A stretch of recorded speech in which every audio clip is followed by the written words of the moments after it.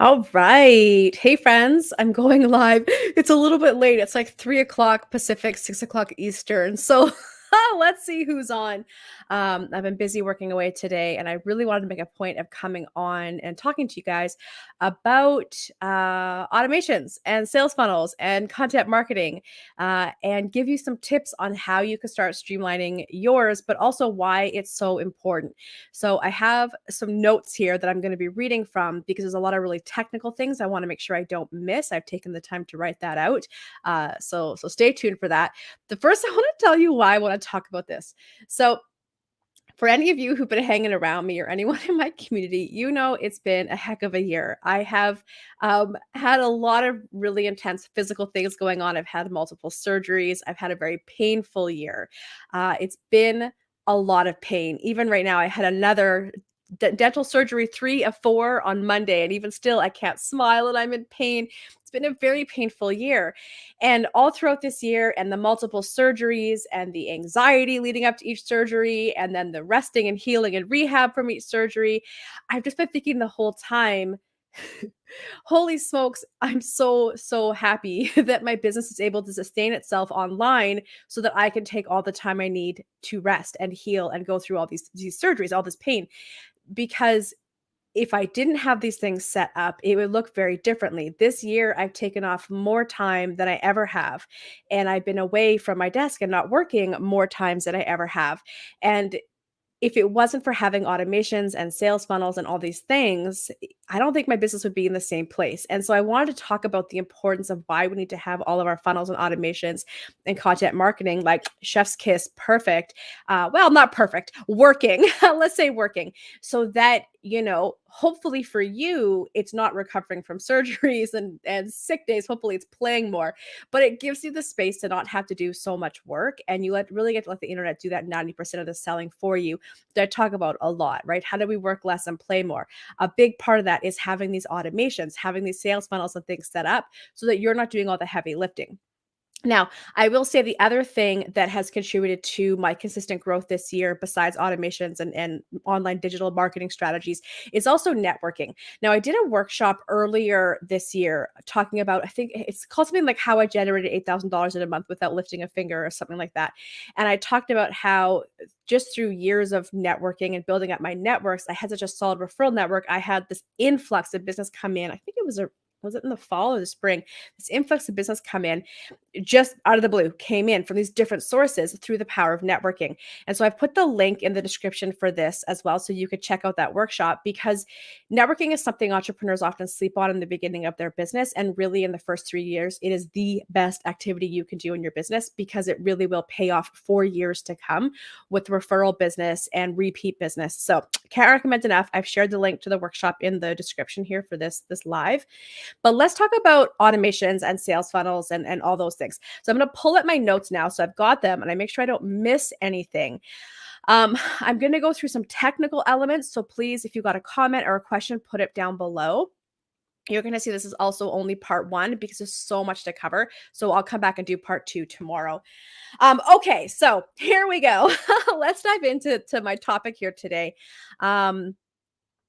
I'm just going to go through the things I've already said. So, all right, what does it mean to have, when I say things like automation, sales funnels, content marketing, really what that means is that your entire online presence is cohesive and working together to attract your PPC, your perfect potential customer or client, into your world and take them along this stranger to happy paying customer journey that I talk about all the time. How do you take them from not knowing you exist to joyfully giving you their money to pay you for your brilliant products and services? So it means getting your website, your social media accounts, your lead magnet, email sequences, content marketing, and automations all set up so they're clear and relatable to your PPC. It's easy for your PPC, your perfect potential customer, to take action. And it really does put you in that position of somebody who's dang good at what they do, who understands their problem and can help them get what they want. All right. So Oh, I missed a point. It's okay. So what did I say? It's okay. I'm talking off the cuff and then reading my notes. Sometimes they don't mesh up. It's all right. We'll get it covered one way or another. All right. So I want to start with your website. When it comes to your website, there is both a strategy and an artistry behind having an effective website. When folks are new in business, and actually I went through this as well. When I did my first website, like I don't know, 10 years ago, I had paid someone to do it for me. I've been building websites since websites existed. I'm one of those, people that was making them back in the day when there were these horrible, ugly 90s websites. But when I invested money in the first person to make me a website, they gave me everything I'd asked for. It was beautiful, it was cute, it was adorable, it was everything I'd asked for. But was it strategic? Was it what I needed? Did it serve the visitor to the website and take them along this journey? No, it didn't. So it's really important to understand that your website isn't only about how it looks, but it is how effective it is at pulling people through. So when I talk about the strategic side, there's things we need to consider like the SEO, the user experience, the layout, and the copy of your website. What are the words that you use on your website? Then there's also the artistry. How are you delighting the user or visitor? How are you setting the tone for your brand and for you? And how are you enticing visitors to snag your freebie, get on your list, and engage with you in some way? The most common oopsie I see on people's websites is that they are not clearly stating who their customer is and the problem they solve on the headline on the headline on their homepage. So the very first thing that people should read when they land on your page is who it's for and the problem you solve or the desire you help that person get. They should be able to know what you do and whether or not you're the right person for them within 5 seconds or less on your website.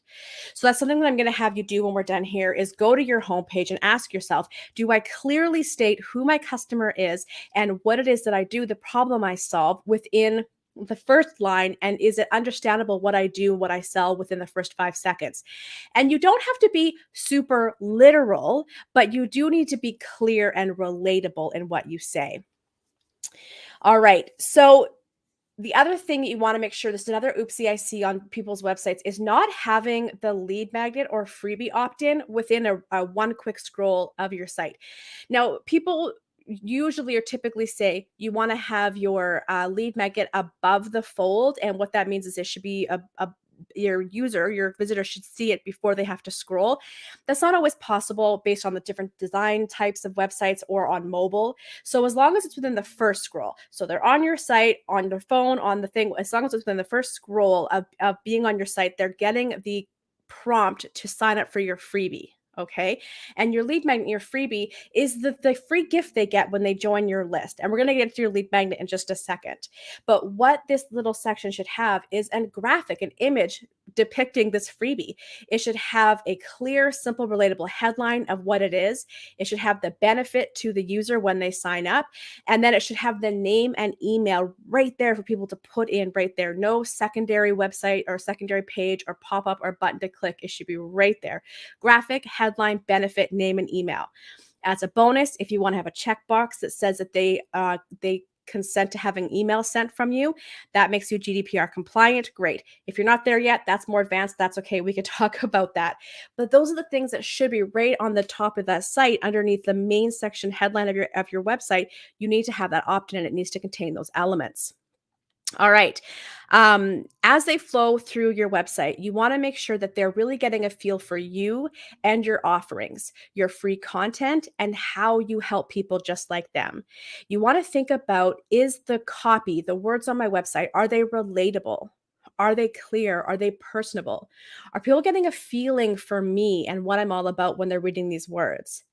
You also want to think about your strategic use of color and images and clear calls to action in each section. As people are scrolling down your website, you're going to want to be looking for calls to action calls to action to get your visitor to do things like visit your about page, visit your products and services page, your blog or podcast or other free content you have, a testimonials page if you'd like, and especially some sort of contact or call to action to book a call with you. We want them to be engaging with you and engaging with your website. And again, remember when we talk about strategic, when we talk about things like SEO, the longer someone stays on your site, the better that is for you, and the higher Google will rank you in those searches. So you want to make sure that when they're on their site, there's ways that they're engaging or taking action or bouncing around to other pages because you want them to stay on your site as long as possible. All right. Oh, and here's a big one. Don't let them scroll to the bottom of your page and leave them hanging. I see this all the time on new entrepreneurs' websites who don't think about the strategy and the user experience. I get all the way to your bottom of your website and there's nothing. There's nothing for me to do. Make sure you have, first of all, your navigation menu in the footer of your website. And then make sure you also have some sort of call to action based on the next step or next action you want them to take. Do you want them to go to your services page? Do you want them to read your latest blog? Do you want them to join your Facebook group? Whatever it is, please have that next step right there at the bottom of your page so they don't get down there and then are left hanging with no further action. And again, this is where we talk about there's a strategy and an artistry. There's having it look good and engaging and feel personable and warm, but then there's also the strategic element of what do I want them to do and how am I keeping them on the site to benefit them, to benefit you, to benefit Google, all those things. All right, that's a little bit on the website. I'm going to send you to go make those, check in on your site shortly and make those little updates. The next thing we'll talk about is your lead magnet and email sequence for a quick moment. So with lead magnet, we talked about that. We talked about this is a thing that you give as a freebie in exchange for someone giving you their email address, signing up for your list. Is one of the most important elements at building an online business and leveraging the power of the internet to do the selling for you. You want people on your list. That is how you're going to communicate and ultimately sell to the folks who are ready and excited to see what you're offering. All right. So I've talked about this a lot over the past few months and even this year, and that is the secret that most people will do little more than scan your lead magnet if they even open it in the first place. And I don't want you to take that personal. That's not a commentary on your work or on your lead magnet. It's that people are busy and they get excited and they sign up and they intend to come back and they don't. So while your lead magnet is important, really it's the whole process around your lead magnet. It's the opt-in page, it's the graphics, it's the email marketing and the email sequences you said. It's more than just the lead magnet itself. So while there will be people that will open it and engage with it, I want you to remember that most won't. And so I want you to let that take some of the pressure off yourself to create a really long or complex lead magnet. It really just needs to be something that is simple and showcases your work. And I'm going to go into the structure of a good lead magnet in a second. But I want you to understand that it's more about the email sequence that comes after it, what you say to promote the lead magnet that's more important than anything else.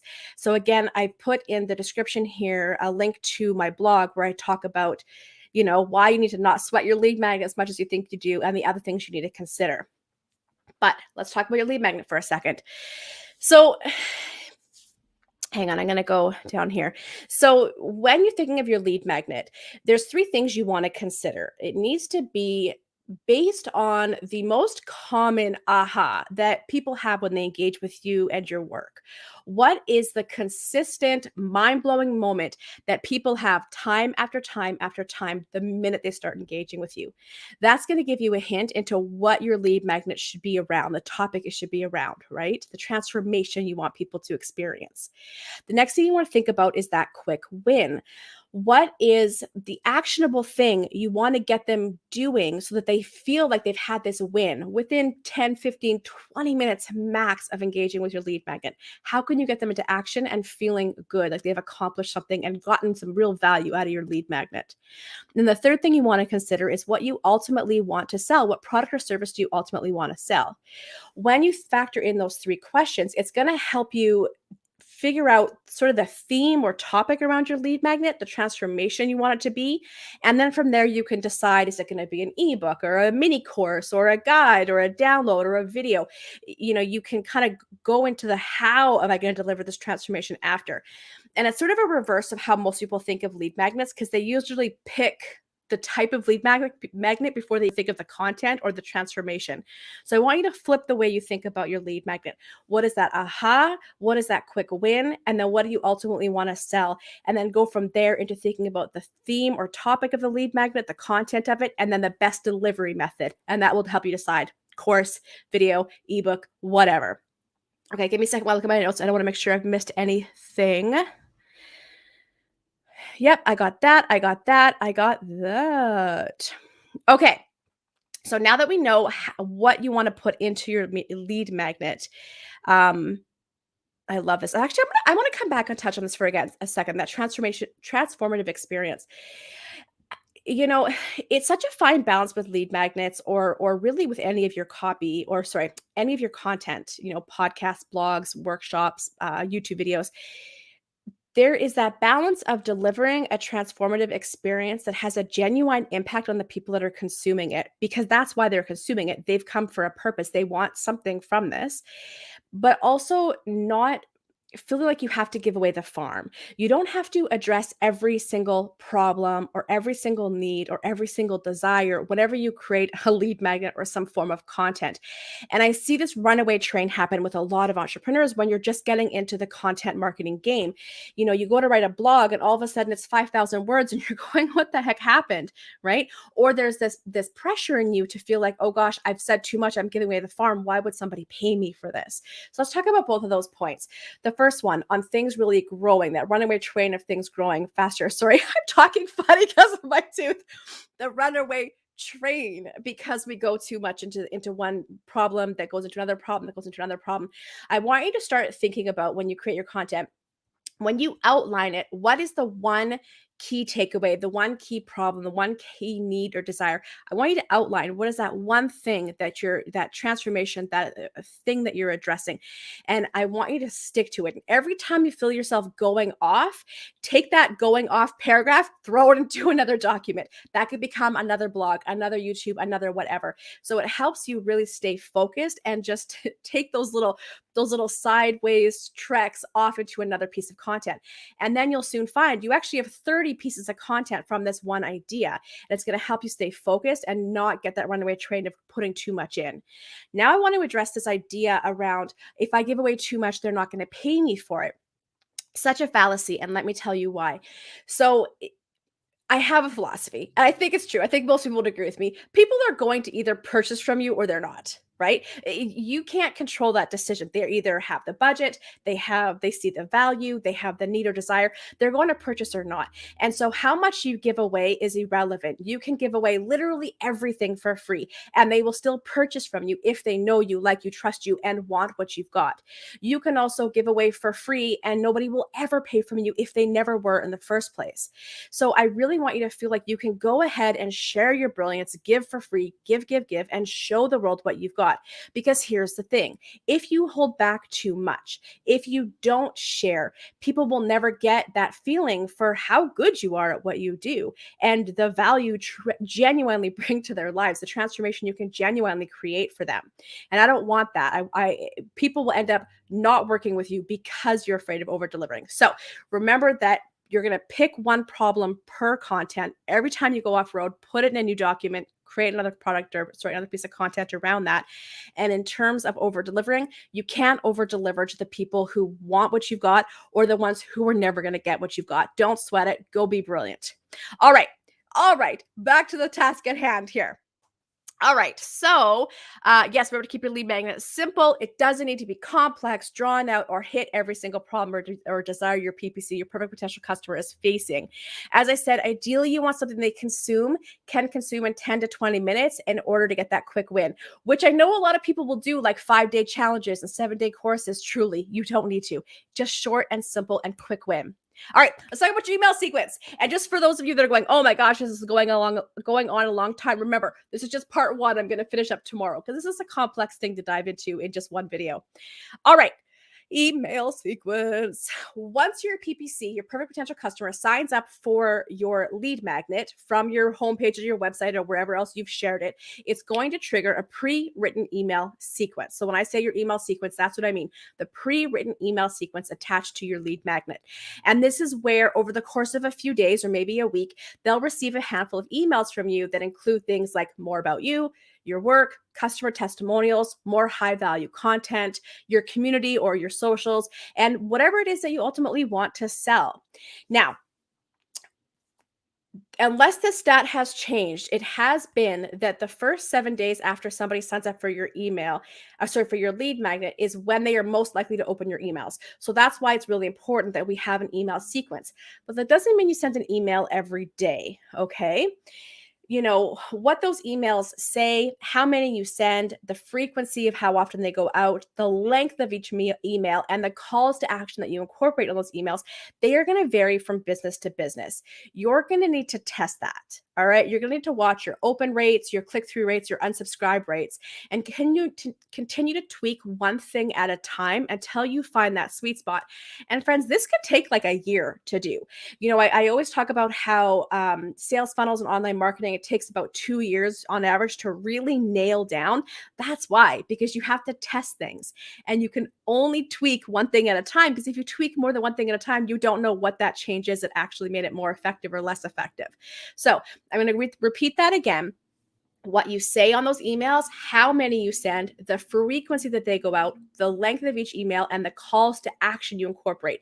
Those things are going to vary. You want to watch your open, click through, and unsubscribe rates and tweak one piece at a time over time until you find that sweet spot. And again, open rates, click through rates can really vary depending on industry. So that would be a thing. If you've got a question, I would say ask me directly and we can look it up for you. All right. Remember, don't sweat it, be patient, and play with it. The most important thing you can do when writing emails is to use your tone of voice. We have a tendency to want to get overly professional or feel like they have to be perfect, or like, because sometimes get super markety. I get a lot of emails that really feel like they're just constantly being like it's a marketing email over and over. I don't know. Those feel gross. I feel like they're done. They're tired. It's old news. That's what everyone's doing. I really want you to look at your email sequence and ask yourself, does this sound like me? Is this an email or a text that I would send a friend? Is this personable and coming off as my voice?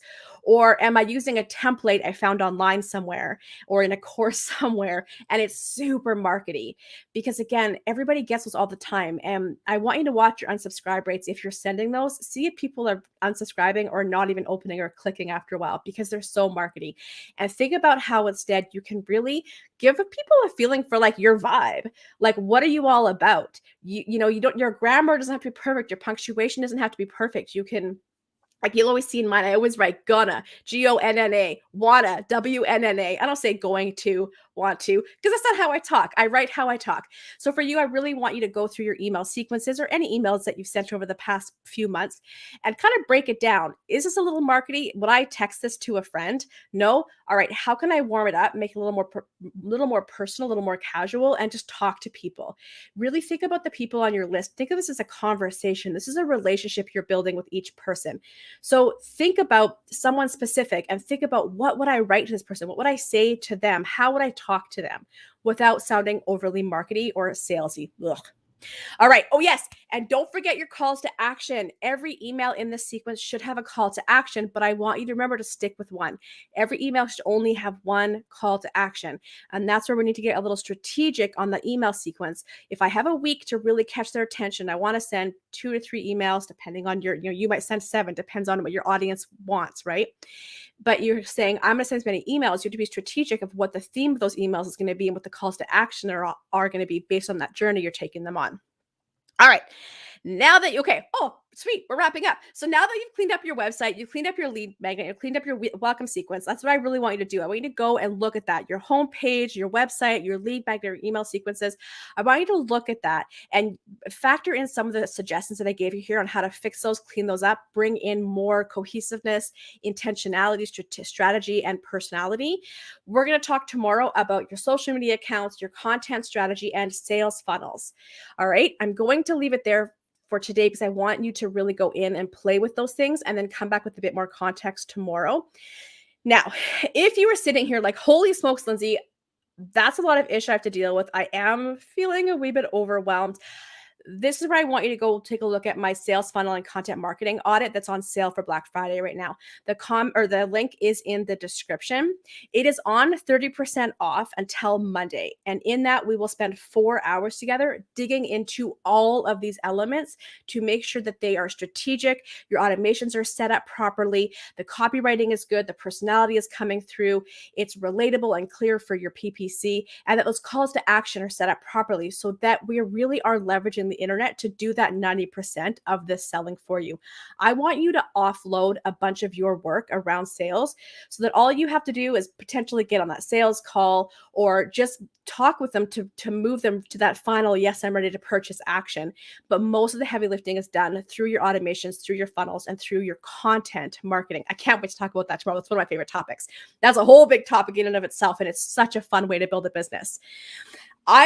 Listen, this year has been good and it's also sucked so bad. And if it wasn't for automations and funnels and content marketing, there's no way I would have survived this year with all the things that were going on in my life. I hope for you it's not the same. I would rather you be out playing as a result of these automations, not dealing with injuries and surgeries. But if that's the case, how amazing is it going to be to have all of this stuff set up and the internet working for you so you do not have to work that hard? Remember, work less, play more. That's what we're all about here. All right. The link is in the description, so you can go check that out. I'm selling, I think, 15 in total. I'm limiting it, and I've got 12 left to purchase. The sale ends on Monday if you want to grab it. And then we will get to work in the new year because I'm off for the year pretty much now. But you can buy it now, save 30%, and then we can have some fun. All right, friends, that's it from me. I will see you back here tomorrow where we're going to dive into the content marketing, sales funny, and your sales funnels and your socials. I'm done for the day. I'm going to go get some ice for my my face and my tooth, and I will see you all real soon. Big hugs, everyone. Have a great afternoon and have fun playing with the edits that I suggested for you today. All right, bye, everyone.